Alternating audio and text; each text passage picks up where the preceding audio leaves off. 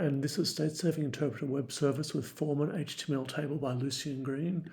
In this talk, I will show how this form in Prolog, where you can see there's an entry of data values, another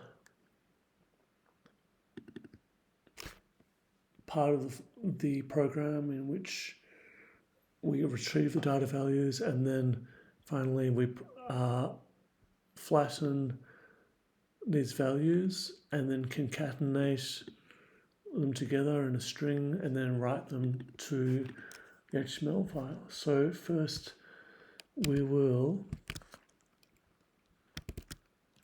load in this folder SSI prolog to list prolog.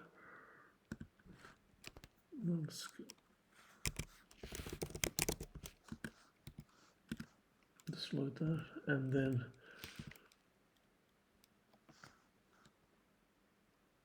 I'll convert it.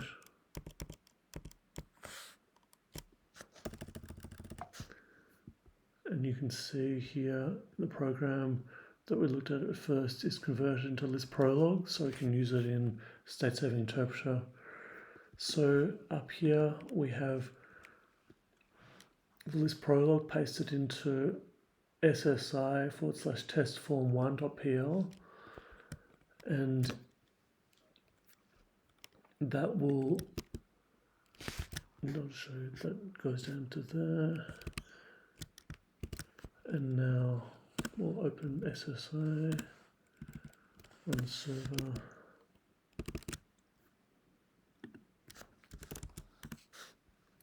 Now enter cell 1A, I'll just enter 1, submit, enter cell 1B, 2, submit, enter cell 2A, 3, submit, enter cell 2B, 4, submit.